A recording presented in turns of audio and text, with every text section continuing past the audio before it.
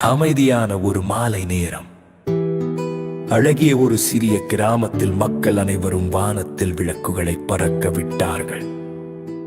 அந்த மஞ்சள் ஒளி விளக்குகள் நட்சத்திரங்களைப் போல மின்னி வானத்தை அலங்கரித்தன.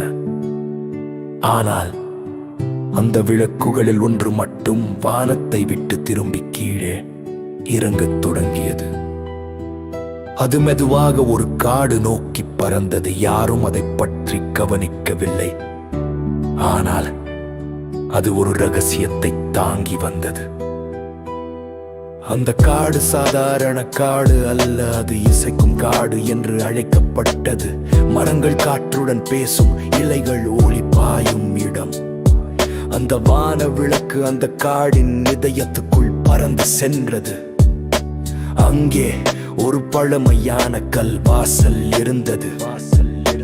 பழுப்பு கொடியால் மூடப்பட்டிருந்தாலும் அந்த விளக்கு அதன் முன் நின்றதும் அந்த கல் திடீரென ஒளி வீசி திறந்தது. அதன் பின்னால் ஒரு மாய உலகம்.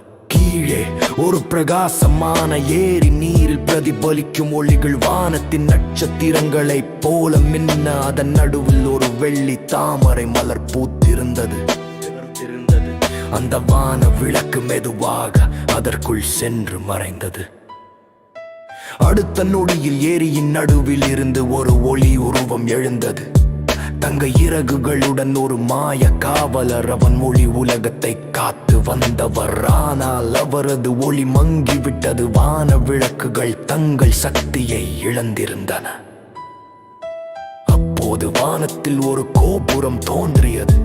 வான கோபுரம், அதில் இருந்தது விளக்குகளின் இதயம், ஒளி மையம் என்று அழைக்கப்படும் ஒரு பிரகாசமான கோலம். அது மங்கி இருந்தது, இருளால் சூழப்பட்டு. ஆனால் சிறிய குழந்தைகள் தங்கள் தைரியத்தால் அந்த மாய கோபுரத்தை ஏறி அதன் உச்சியில் ஒளியை மீண்டும் கொண்டு வந்தனர். ஒரு சிறிய பிரதிபலிப்பு கண்ணாடி, ஒரு நம்பிக்கை ஒளி. அதுவே அந்த வான விளக்குகளின் சக்தியை மீண்டும் உயிர்ப்பித்தது. வானம் மீண்டும் ஒளியால் நிரம்பியது. நூற்றுக்கணக்கான விளக்குகள் வானத்தை அடைந்தன. ஒவ்வொரு விளக்கிலும் ஒரு சிறு விருப்பம், ஒரு சிறு கனவு ஒளிர்ந்தது.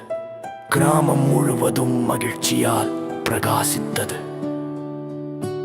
ஆனால் அந்த 3 சிறிய குழந்தைகள் மட்டும் அறிந்தார்கள், அந்த ஒளி ஒரு கதை அல்ல, ஒரு உண்மை.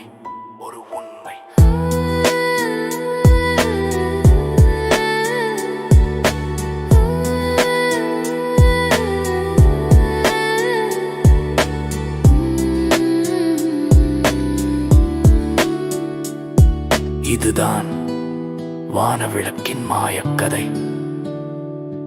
இதுதான் வானவிளக்கின் மாயக்கதை.